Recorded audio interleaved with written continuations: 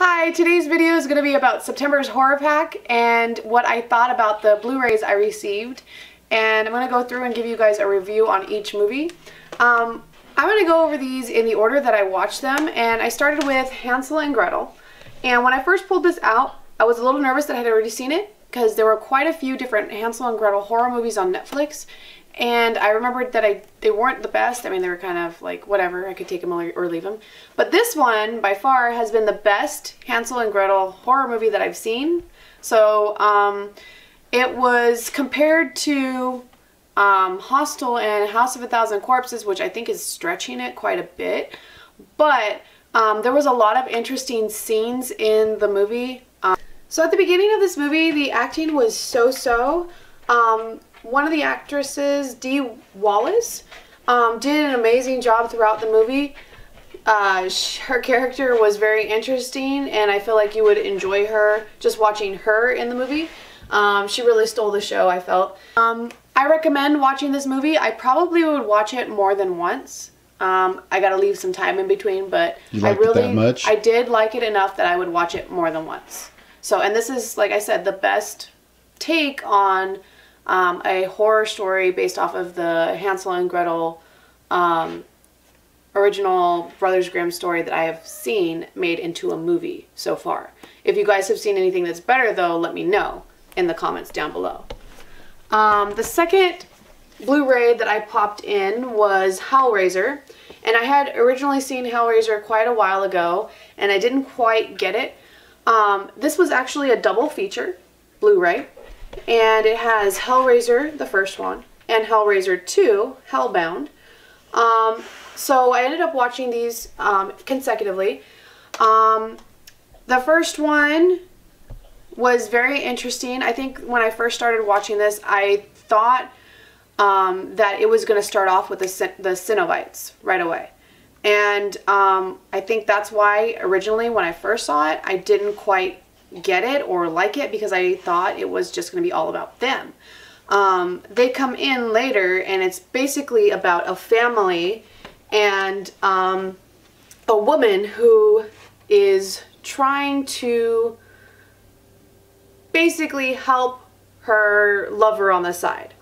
And the first one was very interesting once you get past the Cenobites aren't in it until about more in it until the end.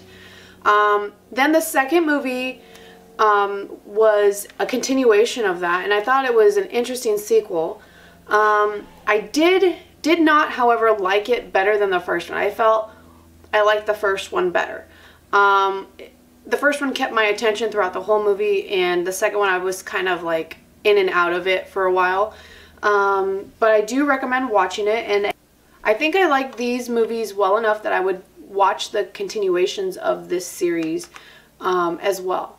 So let me know what you guys think about the Hellraiser movies. Maybe there was something I didn't quite get. In the second movie, however, I did like the fact that it talked about how the Cenobites were people at one point. So I thought that was pretty cool. But anyway, so that was Hellraiser and Hellraiser 2. Okay, then I watched The Thing, and this is the prequel. This movie came out in, I believe it was 2011. I'm looking for the date right now. Oh, it says 2010 on here. This is a prequel to the John Carpenter's Thing movie, and I felt it was a very good prequel. I had seen this before, but originally when I watched it, I thought it was a remake, so I didn't quite understand why they were remaking it because Thing originally was amazing. I didn't see why they needed to remake it. So when I found out it was a prequel, it made a lot more sense to me, and I felt that a lot of scenes were well thought out because you see some of the aftermath in the original Thing movie. Lots of different scenery or props, or in, like, let's say burned items or axes in walls from the original movie. There were a lot of different scenery that was kept in from the original movie into the prequel.